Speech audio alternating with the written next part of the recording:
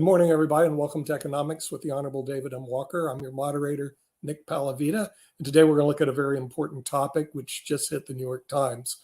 Very interesting statistic that by 2053, 30 years from now, 40% of all Americans' budget, the government's budget, will be used to pay for senior care, which is a big problem if we're going to take all of our money and use it for seniors. So with that, we're going to bring our panelists on. First of all, bring in the president of the network, Kim Calhoun, coming in now from the Raleigh-Durham area. And of course, we have a panel that stretches across the United States. As we move into San Francisco, we have Jim Eade, who's head of the Eade Foundation in San Francisco. And then in the LA area, we have Rick Rosner, who's from the Los Angeles area, who's a member of the Mega Society, which no one knows what that is, but Google it and you'll find out.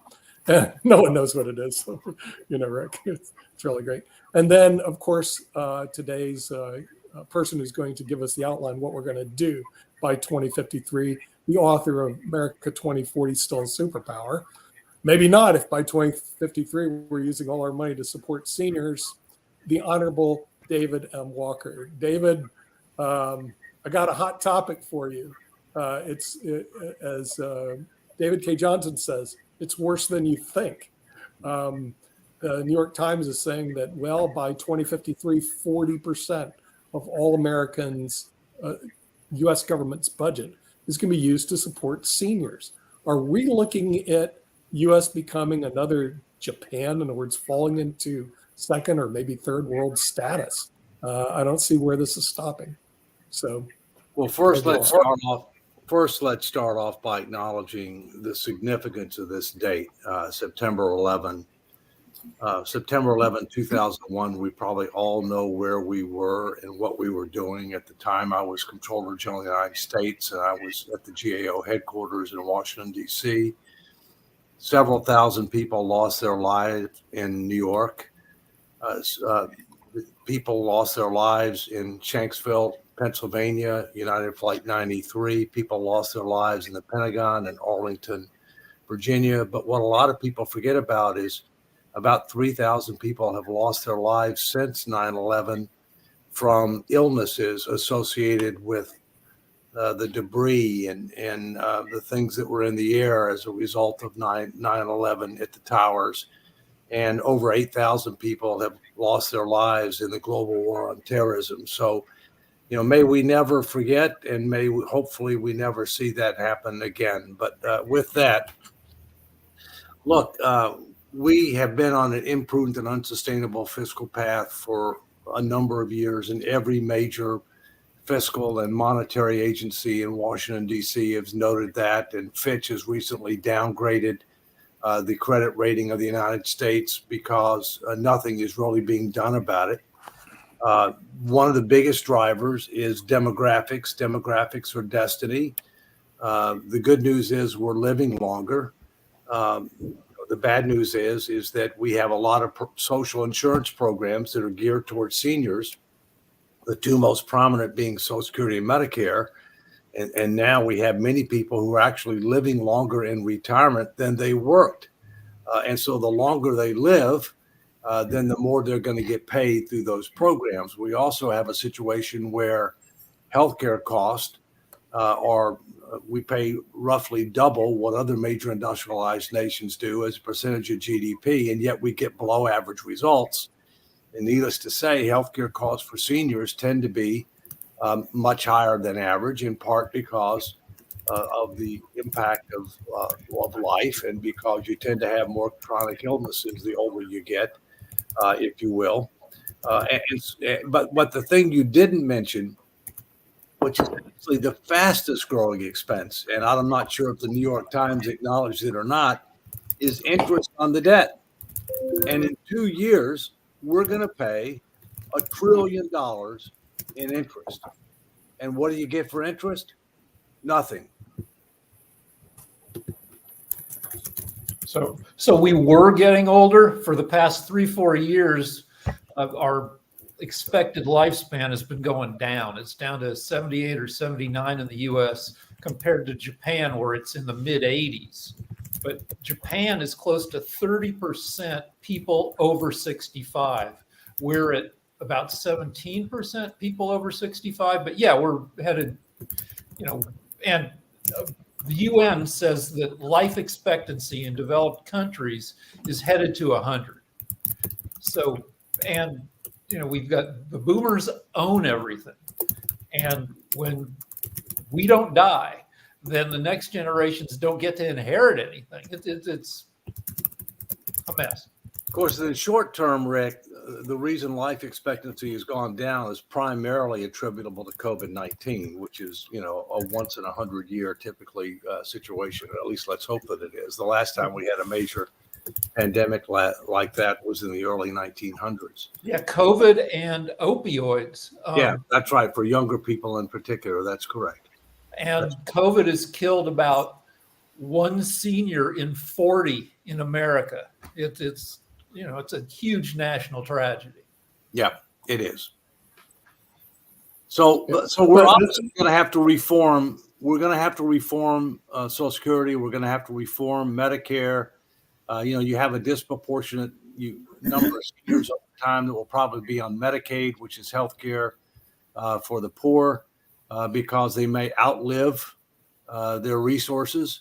That's another real risk that you have when you live longer, especially with regard to long-term care, which is a lot more than health care. It's basic living expenses and accommodations. And long-term care, there's no social insurance program for long-term care, although it is covered by Medicaid.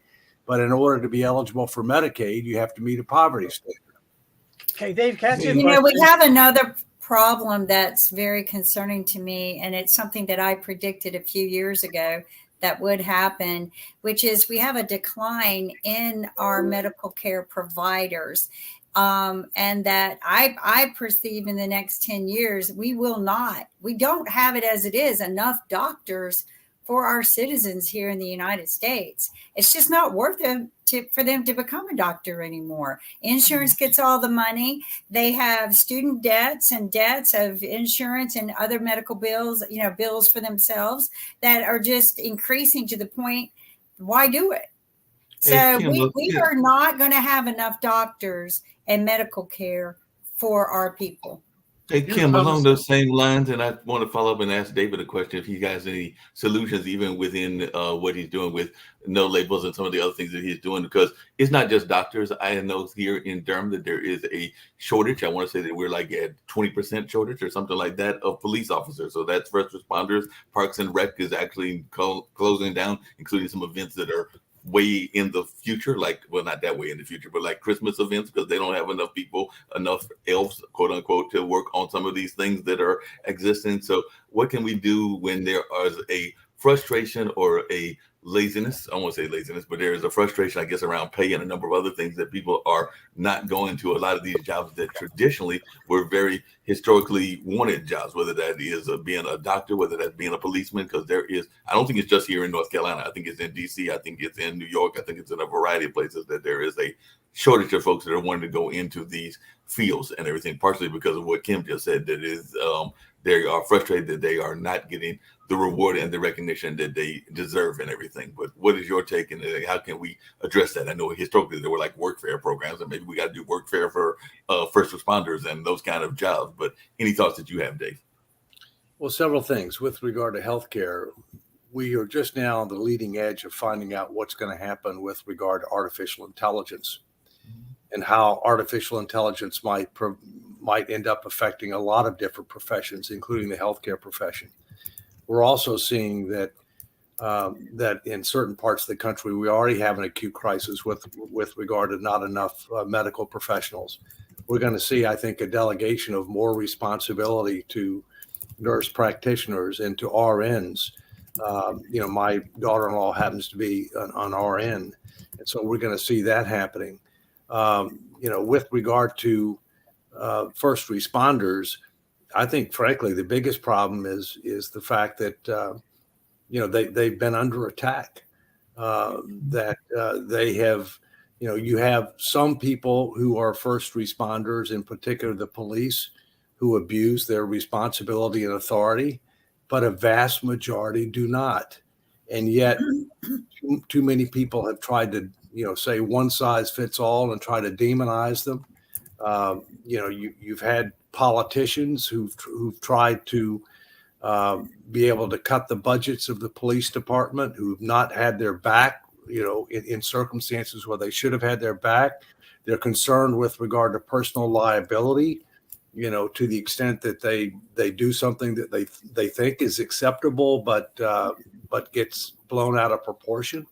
So I think, and candidly, I think right now, without mentioning any names, because I don't think that's appropriate, I think there's a lot of evidence that, that one of the founding principles that we had, which was rule of law and equal justice under the law, is not taking place at many different levels, local, state, and federal level. And so I think we need to get back to the basics. We need to end up being true to the principles and values under which we were founded, while recognizing that we always need to try to strive to form a more perfect union. Hey, Dave, along the same lines. Do you believe that equal justice, that truly means what is right for the goose is right for the gander? In other words, what the government, we should hold the government accountable for the same things that they pressure and hold us accountable for, like the IRS and, other government offices as well? We should hold these truths to be self-evident, that the law should apply to everybody equally, irrespective of your age, your race, your gender, your religion, your ethnic origin, your wealth. They should apply equally. Your job position. Yeah, no, we should have equal justice, irrespective. I agree. So here comes a ton of robots. If you look at Japan, where they have too few young people to service all the old people, we're going to have medical robots. We're going to have companion robots. We're going to have caregiving robots. And then when it comes to policing, like I've lived in New York, I've lived in LA. New York has cops on the street, which and a ton of cops. LA is relatively under-policed, which leads to kind of a lone wolf at the Alamo kind of attitude, which leads to problems. When you start adding, AI to policing, where cops get in the moment guides to, maybe you don't shoot that guy, maybe hold off, and anyway, everything's going to get all AI'd up.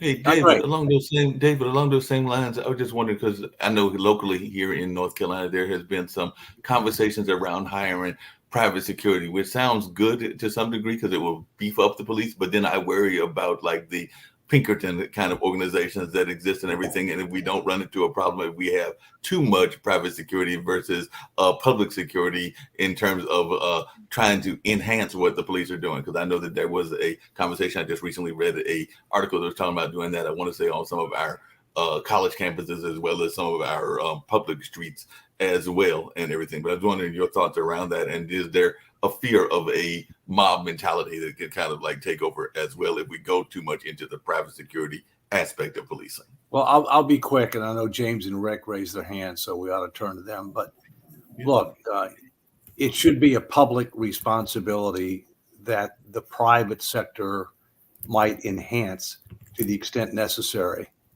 But to the extent that the public is not doing its job, you have to expect that the private sector in certain circumstances will stand up. That's not the right answer. The public sector needs to do its job. If we remember Maslow's hierarchy of needs, self-preservation is fundamental. And obviously public safety is a big part of that. And obviously the police and first responders are a big part of that. But we have too many places around this country that don't recognize that and aren't acting accordingly. So California has some laws that horribly reflect police's inability to keep up with crime. You can go into a Rite Aid, a CVS, and shoplift up to $950 worth of stuff without consequence. because the police can't deal. It's not worth, and there are a bunch of other property crimes that just aren't policed.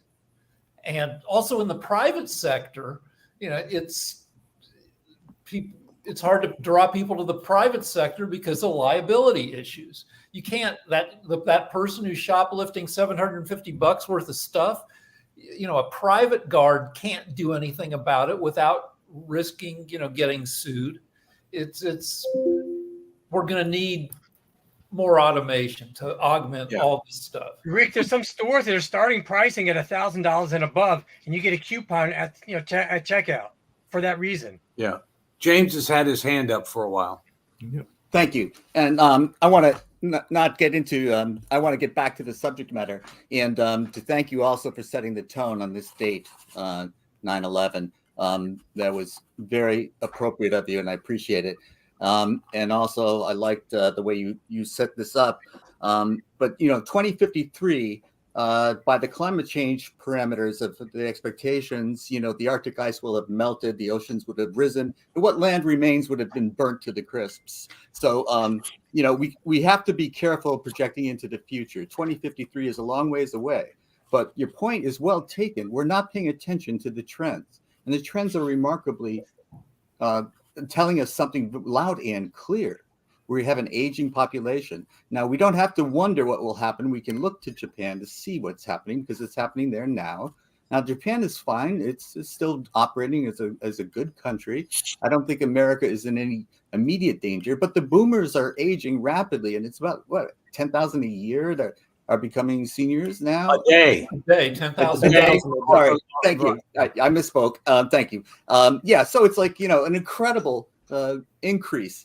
And so the structure that was put in place in the 1930s for Social Security, which we all believe in, I hope, because it is part of our society, a just society, it wasn't built for this. It has to be restructured. And you're absolutely right, putting your finger on the medical costs. We have to rein them in. We have to start being sane about it. But what we have is a medical pharmaceutical companies that finance the campaign of politicians who pass laws that favor them. So how are we going to do this? How are we going to make a sensible medical program? We have the resources. Do we have the political will to do it? And once we do that, we still are not out of the woods. But look, China is facing the same thing even more dramatically than the United States is. This is a global problem. This isn't just the United States problem. Thank you. No, and our demographic challenges aren't nearly as significant as some other countries, and including Japan, including China, including Russia, including many other countries. But we have to rely upon immigration more now because our birth rate is basically enough to sustain our current population, and in fact, recently has been not enough to sustain our current population. But that's also why we have to end up taking a hard look at our immigration laws and to focus on the reality of not only demographics, but on the reality that we're in a global competition with regard from an economic standpoint and a war for talent. And we need to end up modifying our immigration laws to recognize that reality. On healthcare, look, I think we haven't had a debate about something that is fundamental and is essential, and that is how much universal health care, and I underline the words universal health care, is appropriate, affordable, and sustainable. I would argue that the United States should have a universal health care program that focuses on two things: preventative and wellness, which you want as big a pool as you can, and it's in everybody's collective interest to have that. And with turnover in the workforce, you may not get as much through the normal employer system that way. So preventative and wellness, and catastrophic protection. The number one cause of bankruptcy in this country is healthcare cost. And catastrophic differs based upon your income and wealth. We're always going to do more for the poor. We're always going to do more for the disabled. We're always going to do more for veterans, and we should, okay? But what the government has done is it's promised too much to too many, and it's subsidized too many. In addition, it doesn't pay for outcomes. It pays for activities. Furthermore, we allow advertising of prescription drugs in this country. Most industrialized nations, not all, most industrialized nations don't, because it fuels demand. And it puts physicians in a very tough position to try to prescribe things that they may or may not agree with, if you will, and it drives costs. So, there's a number of things that need to be done. There are a couple of chapters in my book where I talk about some of the things that not only need to be done, but more importantly, that over 80% of Americans agree need to be done. By the way, last thing is, in my view, there's only two things that shouldn't have an annual cap on how much we spend at the federal level. Only two. Number one, Social Security, because it is the most important and popular social insurance program. We can make the numbers work. We know how to calculate. I'm a trustee of Social Security and Medicare. We can do that. We don't need to have a cap because we know how to make it work. And secondly, interest, because we can't have a cap. We got to pay what we got to pay, right? But on healthcare, you can't write a blank check for healthcare. Not even Sweden and other countries that have socialized medicine cradle to grave do that. And we have to understand that. So I think we do have enough resources. I don't think we allocate them properly. Same thing with regard to defense. I think we have enough resources. I just don't think we allocate them properly. And Congress is a big part of the problem that they try to micromanage things, and they want us to do things that we don't need to do because it means jobs in their district or, whatever it might be. So number of transformational changes necessary. Thanks for the question. Preventative health care runs into political correctness. Yeah. If you're obese, COVID has a much greater chance of killing you, but telling people to lose weight, Bill Maher, I don't love him, but he was bitching throughout COVID saying we should be telling people to lose weight to help save lives. And that applies to all sorts of diseases. And we don't talk about that because that's body shaming. And we have to shift our economy from the whole Western world needs to figure out how to make economies work when populations aren't growing. People are having fewer kids. One, because younger people are a little bit bummed about the world. And two, because there's so much amazing entertainment and stuff in the world that people are distracted from pumping out babies. And people live longer. And instead of leaving a legacy by having kids, people are leaving a legacy by just not dying. Maybe we need more blackouts. We tend to have a bump in the population every time. And the way things are going, we're probably going to have a lot more brownouts and blackouts. Hey, David, along those same lines, and I saw that Shaquille and Lee's got their questions, hands up as well. But Jim actually brought up a point that I was wondering, should we do more funding around? Because climate change is oftentimes things of what people talk about. We think it of being something that's far away, but a friend of mine, well, actually an acquaintance, just came back from an Alaska cruise, and they literally said that they could see the results of the climate change in the sense of the icebergs melting and other things while they were on that cruise. So they literally noted that while they were on their cruise to Alaska, and they just recently got back. So it sounds like it may be more of a concern than we are giving it credit for. But I'd love to hear your thoughts about it as to whether it's something that we... First, climate change is real, and man plays a role in climate change. But it has been hyped way too much. If you look back in history, you'll see that we've gone through various cycles in the past. Do we need to do things differently? Yes. But we need to be realistic about how quickly we can and should do things, especially with regard to energy strategy. We need an all of the above strategy transitioning over a lot longer period of time to where we get to be carbon neutral. It's going to take longer. We need to understand that. Secondly, the climate does not respect geopolitical boundaries. And we need to understand that if we don't get countries like, China and India and in Africa and other places, if we don't get them to play ball, we're not going to solve the problem. Okay. Furthermore, we also have to recognize the fact that many of the things that we're pushing, we're dependent upon other countries in order to be able to achieve those objectives.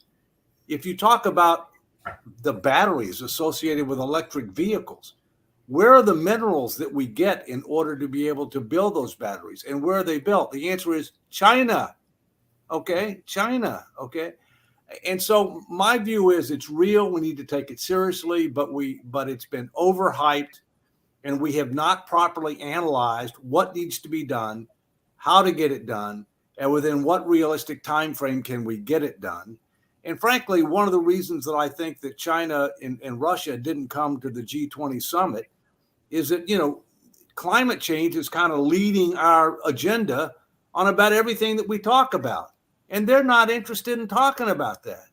Now, they got other things going on, Ukraine being one, and some economic challenges, especially on the real estate side in China. But, it needs to be a priority, but it is not the top priority. The world is going to exist in 2053. Count on it. Because keep in mind, a number of these climate people told us we'd already be underwater by now. If you go back 50 years ago. Okay, Lee.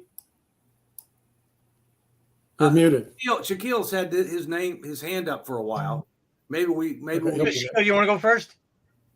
Okay, Dave, when it comes to homeowners insurance or car insurance, we don't put in for normal wear and tear, for wipers, for oil changes.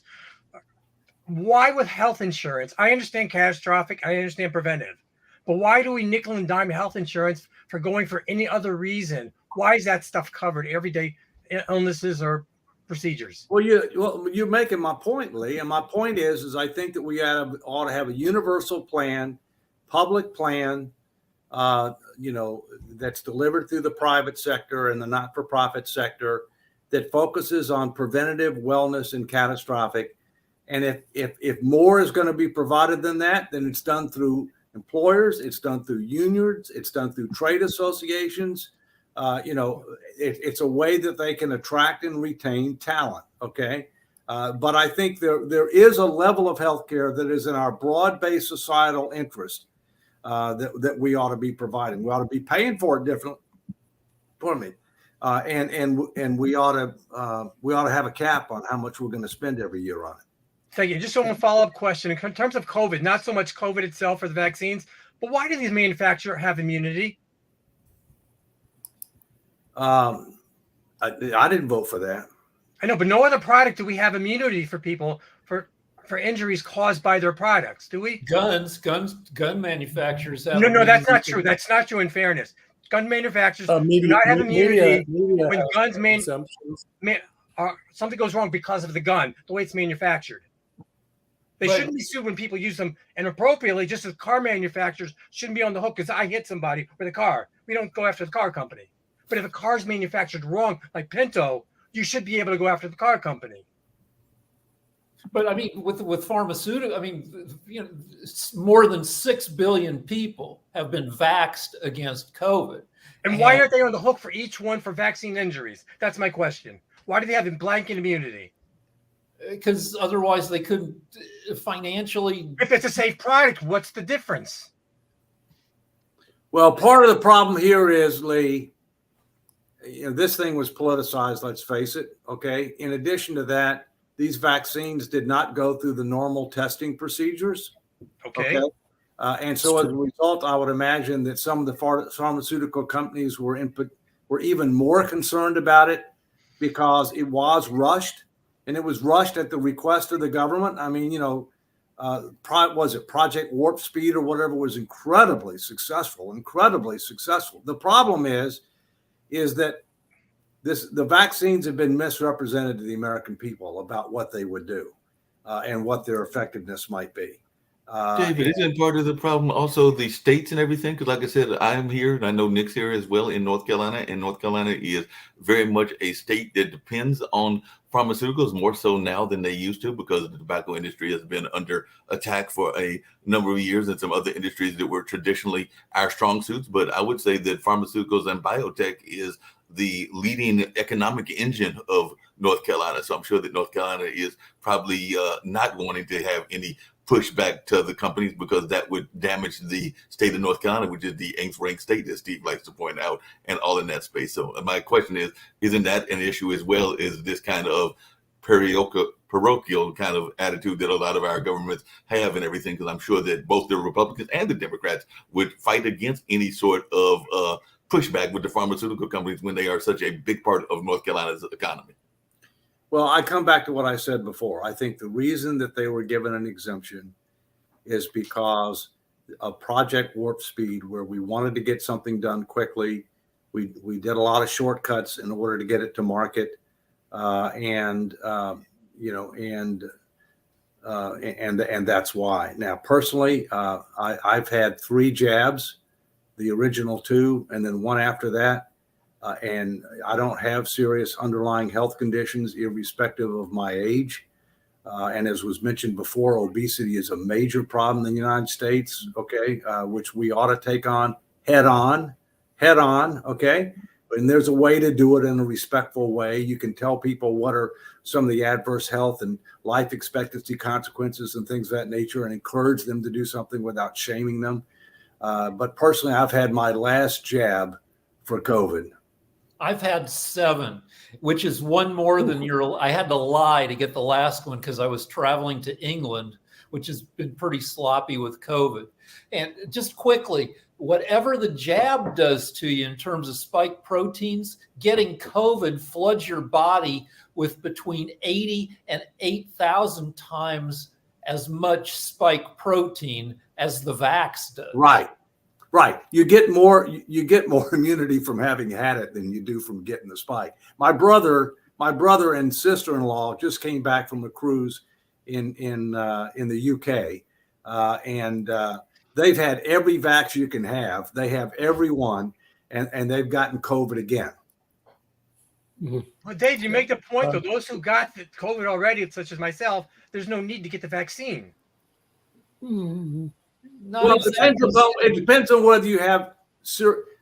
My view is it doesn't have to do with age. It has to do with whether or not you have serious underlying health conditions, in particular respiratory issues. Okay, no matter what your age is, and the issue is the vaccine does not keep you from getting the COVID.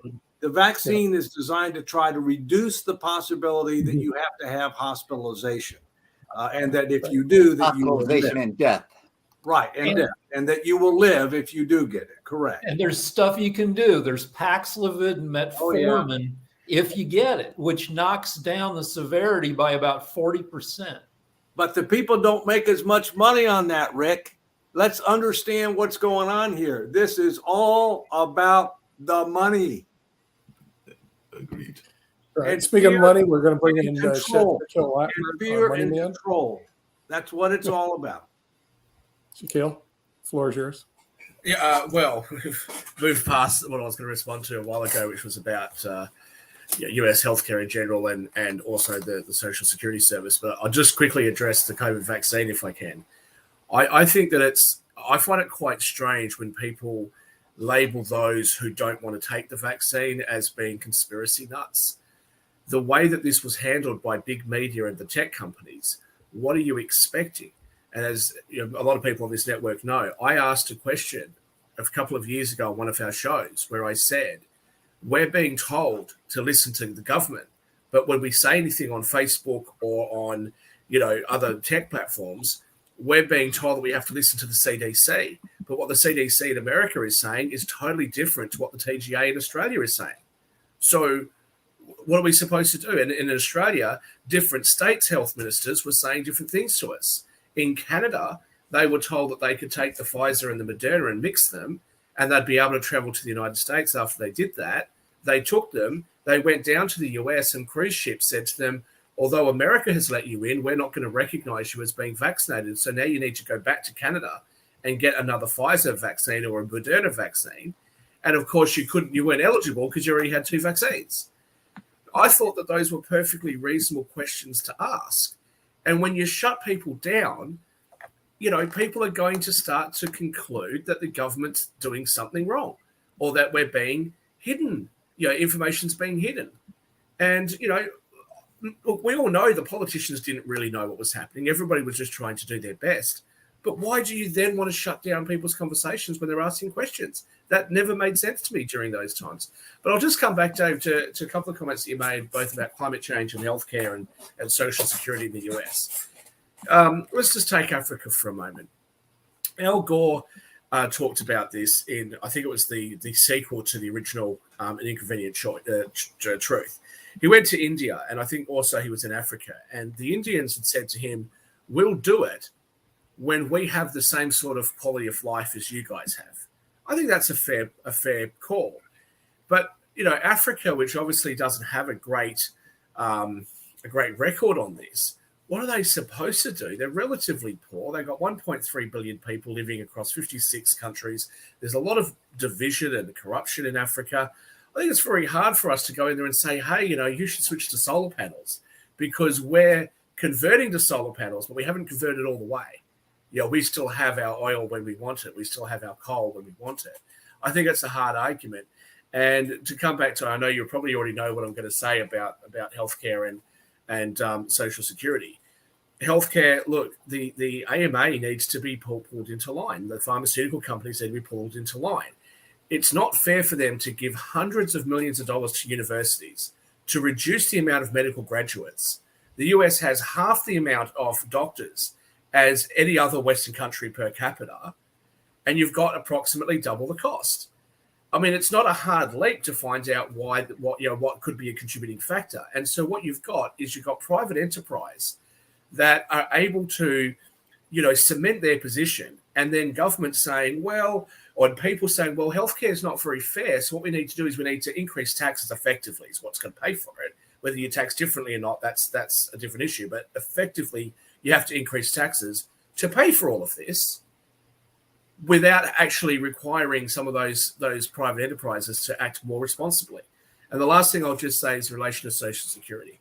Australia has finally decided to put on its agenda the inheritance tax, which I'm sure that you and most other panelists know is the one tax that I absolutely despise. I think it's a disgusting tax and it's an inefficient tax. But without going into a debate on that, I think that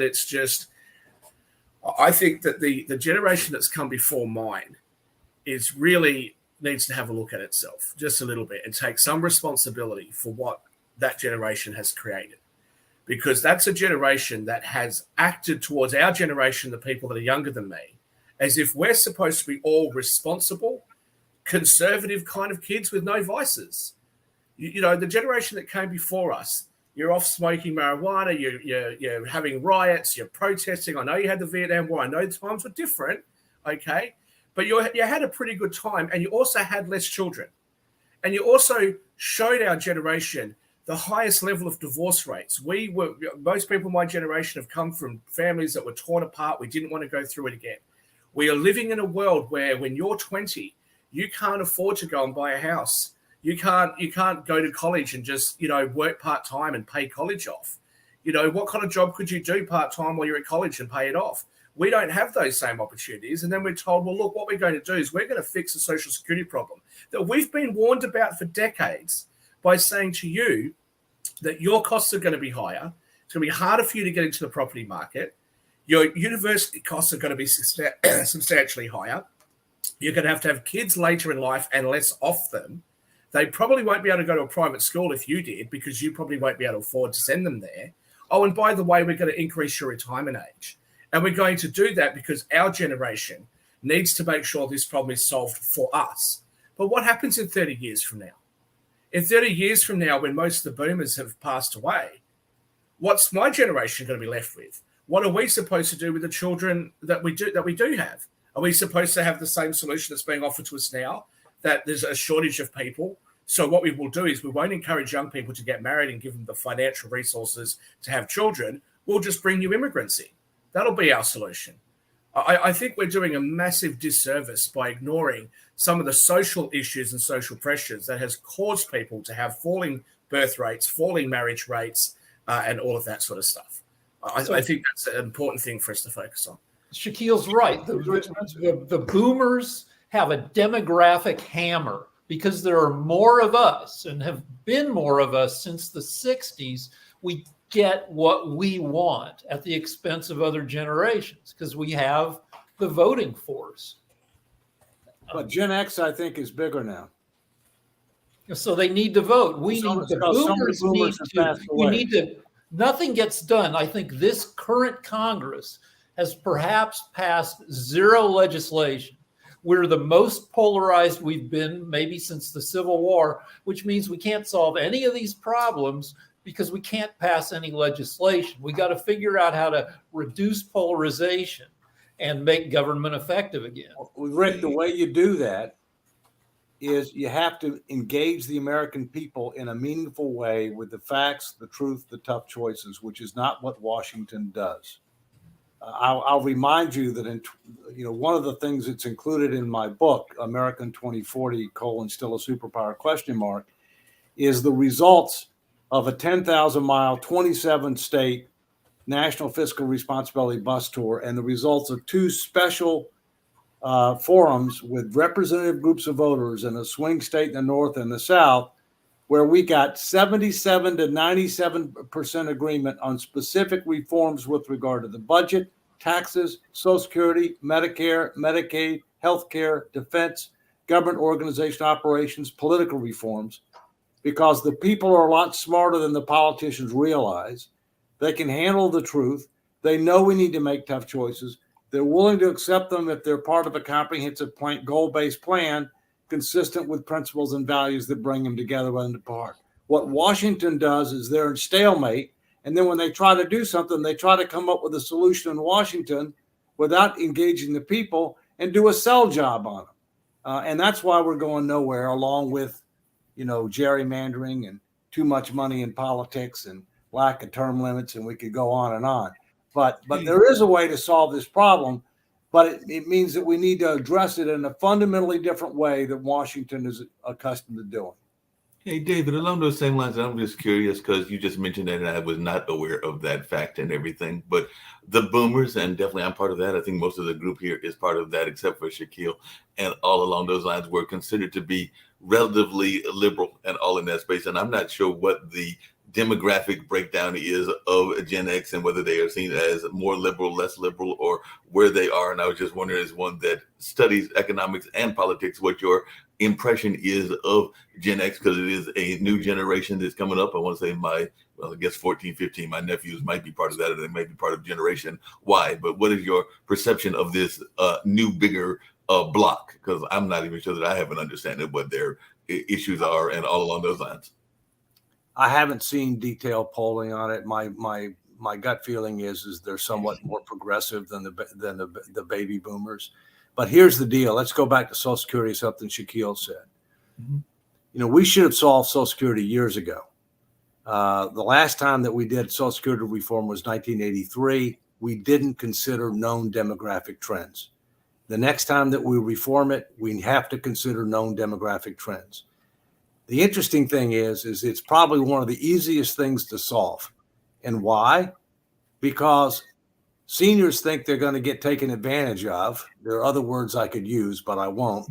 And that's not going to happen because they vote with more propensity than any other segment of the population, and it wouldn't be fair because they don't have time to make any changes.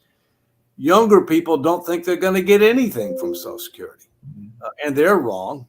So in effect, you have a way to reform this program that this time considers demographic trends that'll be a combination of additional revenues and somewhat benefits restructuring. And you can exceed the expectation of every generation of Americans. I call that a win. But the biggest deficit that we have in Washington is not a budget deficit, which is huge. It's a leadership deficit. We have no leadership. And there's not a party of fiscal responsibility anymore. And people are afraid of their shadow to be able to make tough choices on issues that the people know need to be made. And people I'll just say, consume Dave, media. in relation to all generations benefiting. Some generation, if you take Australia, for example, very few people who are younger would even rely on the pension, the old age pension, because we have a thing called superannuation, which is managed. I'm familiar with it, yeah. But, people, even within that superannuation system, people go, well, do I trust the rules? Because whatever you'd say to young people when you're 20, you need to do all of this, and you might be able to retire 10 years earlier than everyone else at 50. But in that 30-year period of time, the government changed the rules, they changed the deeming rate, they changed the age of retirement, they changed the discount on the taxes. All these things change, and you think, well, I shouldn't really be in that system if I can help it, which is why I left Australia in the first place, was so that I could have opportunities outside. I also just want to address, though, I think the elephant in the room when it comes to what's happening in the US, and to some degree, some other countries that have similar issues, which is, if we're going to compare ourselves to the kinds of social services that they have in Europe, I don't know why there is so much resistance on both sides of politics to having a tax system which is similar. In the first place, we know that the United States was taxing about 25% of the economy. I think that's ticked up a little bit during COVID. I think at the moment it's around 27% of the GDP. We see the OECD average at 33%. So an increase of 6% is a really significant increase. You guys have got a $27 trillion economy. So 6% of that, if you do the maths, is a massive increase in the amount of government expenditure. I think by having a more coherent tax system, not something which is so complicated, and also not something which is as progressive as it is. I'm not saying that the top rate has to come down. It just doesn't need to be as progressive. And a broader based tax system would go a long way. But the US never seems to want to address that. They either want to address revenue and not talk about spending, or they only want to talk about spending and not talk about revenue. Those things are connected. I don't think it's an insurmountable problem, but I think that the political parties in the US and Australia and Canada and all the other countries that face these issues, they need to put their own politics aside, their desire for power aside, to actually address these issues, because at some point people are going to have enough. And I think that point will come when the millennials and the next generation, Gen Z, says, hey, we're stuck paying for all of this and we're not getting anything because you've actually cancelled the program altogether, for example, because you couldn't afford it anymore. Well, I don't think there's anything wrong with the United States that is what's right with the United States can't fix. And I think we need to be rational about this, which is what I'm hearing Dave talking about. If we applied just rational behavior, then these problems are solvable. And what I'm hearing you say, Shaquille, is we're not talking to each other. And that's right on the money. We're not talking, we're not listening to one another, because the across the aisle kind of conversations that used to take place are not taking place anymore. It's a zero-sum game in Washington. And we've got to change that. And we've got to change that by voting in some people that are going to listen. And it's not so much, be one issue kind of voter. It's kind of person, it's someone who's going to work with the others who might have different opinions. I grew up when people could disagree with one another and still be friends. And this is not happening now. And so what we're having now is a divided states of America. And what we have to do is remember what unifies us. And it's those principles that we all agreed on: life, liberty, and the pursuit of happiness. This is the focal point of being in the United States. It's what we have to get back to. Well, and it's one of the reasons that No Labels, which I'm one of the national co-founders of, is prepared to run a third option for president and vice president on a unity ticket focused on solutions to the problems that Americans are concerned about and that we need to address if the Republicans nominate Trump and if the Democrats nominate Biden or another far left candidate. The American people are not happy. We're not making progress. The hole is so deep. We waited so long that everything has to be on the table. Shaquille, the number you gave with regard to taxes, the percentage you gave must be federal, state, and local, because federal is well under 20%. Spending is at 25% and rising of GDP. Okay. Mm-hmm. So the gap is getting greater. We're going to have to reform social insurance programs to make them solvent, sustainable, secure, reprioritize and reduce projected discretionary spending, including defense. And we're going to have to engage in comprehensive tax reform that will generate more growth, but more revenue. And we can't solve this problem just with growth. The math doesn't come close to working. And you're right. First, you have to talk about what's a reasonable level of taxation to solve the problem, and then how best to achieve that revenue, right? And we have a way too complex system. We've got over 40% of people don't pay any income taxes at all. You know, we've got way too many deductions, exemptions, exclusions, 1.5 trillion plus a year. The IRS is outgunned big time with regard to tax shelters and other types of. I'm not going to say tax minimization. I'm going to say tax evasion mechanisms, which are illegal. And so, yeah, we got a lot of work to do, but it is solvable with leadership. I will confirm that that number is the total average of the total tax take, Okay, which does distort things a little bit because some states tax higher. Yeah, that's right. That's What right. could I do? But It's but, the but ultimately, when you look at other countries and you look at what their taxes are as a percentage of their GDP, it gives you a guide as to what you should be looking at. And other than what we've talked about, I don't really know of anybody in mainstream media or any mainstream politicians that will actually talk about taxes in that way. As in, what percentage of the total GDP of our country should we be targeting, and then how best to get there? All I hear is we should increase taxes on the rich, or we should decrease, deductions or whatever. And sorry, Rick, I'll just say one last thing: the unfairness of the system, and I think it's more pronounced in the US, but because Australia, for example, had a very similar system, we've changed it. The unfairness of it is, of the people that are paying taxes, that two people in very similar economic positions may pay completely different rates. That's where the real unfairness comes, is that oftentimes a high income earner, which is really brand new money, is having to fork over what's really almost a punitive amount of tax, whilst other people who have already got assets and have an increase in their asset values aren't having to pay anything. Or in some cases, like property investors, like Donald Trump and many others, they're getting a deduction. They've got an increase in the amount of their net wealth, and they have a deduction against the building structure, which they can use to offset the income that they do earn. I mean, it is an incredibly unfair system, I think, when two people in a similar economic position are paying completely different rates. That just doesn't make sense to me. The media we consume promote anger and oversimplified, unworkable solutions. You know, you get things like taxation is theft. It's a simple message and it's completely ridiculous, but I see that popping up all over the place. Well, the other thing is, Shaquille, do you know what they call what some call the estate tax in the United States?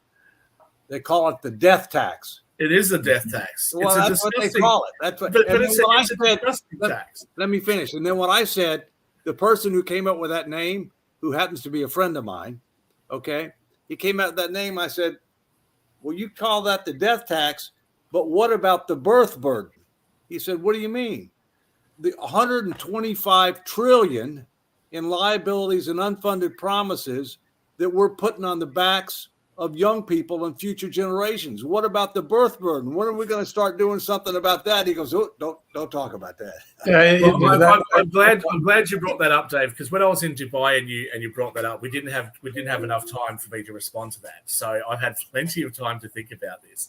We have to do a whole show on that because let's David, do that that. guy, Let's do that. Let's don't get into it now. Let's do it. Well, Okay. not now, but that let me guy just got make- me let me just fired. make I one spent comment. Hang on. Let me just make one 17 comment. It's not going to be a in the debate. I estate just want to make planning one. area. I just want to make one 17. very quick comment. We got You fired. said that you didn't feel that people were taxed enough during their lifetimes. I would say that you don't account for those people that have earned a lot because of decisions that they've made, but have sacrificed time with their kids and their families. And I think that, again, if you're going to take people's inheritances, why don't you take everybody's inheritance? Why is it only over a particular threshold? Because everybody should be wearing that birth burden, not just the children of. But for the record, I didn't give you what my position was on the estate tax, so don't attribute that. We'll have an entire show on it. That'll be an entire show. You were making an You're assumption. walking into an area I worked in for 17 years. Oh, I bet. Doing estate planning. One of my clients I did the estate plan for was the founding family of Coca-Cola, the founder of Dunkin' Donuts, the president of Bausch & Lomb, the president of Kimberly-Clark. And then after working with all these people, I got fired because your friend repealed the federal estate tax. Yeah, that's how I got fired. Because the minute the estate tax was repealed, I was out of a job. And that's the reason I'm in pensions. Well, It's Duncan because- just So, Duncan, so this is the issue, right? We'll be You talking want there about to that. be you want there to be a complex and inefficient tax system, because the argument, We'll argument talk. could be made. Look at all the great jobs that are going to be lost by the lawyers and the accountants and the tax advisors and the accountants who come up with all of these schemes to Grits, evade flats, those ruts, taxes. and flats. Okay, we'll get and into Duncan, grits, flats, Duncan flats. just got sold for $9 billion. Yeah, I know. Wow. Hey, Yeah. David, I know we're winding down and getting ready to end, but I've got a very important question to you that is related because we started a new show today and everything. That is our new sports show with some university students from George Washington. So that started earlier this morning. Oh, that's So cool. I noticed the Navy information behind you and everything. So I just want to know so I can let the folks from George Washington and Second Take know how is Navy going to do in football? This is a very important question, and it's an economic question. I know y'all are 1-1, but how are we going to do in football this year since that is your alma mater? It's not my alma mater. I was a professor there. I did have an appointment to go there, but I've got a bad left ear, so I couldn't go. I don't think we're going to qualify for a bowl this year. Let's just put it that way. Okay. No boat trip for you. No bowl trip for us. But Yeah. what's the trip for us right now is we got to end the show, but we want to thank Right. the Honorable David M. Walker, the former Comptroller General of the United States, and also our panel from around the world. Next week, we may be getting into the federal estate tax. Boy, would like that one. But in the meantime, thank you, everybody, on 9/11, and we will see you all next week. Economics with the Honorable David M. Walker. Take care. Have a good week. Bye.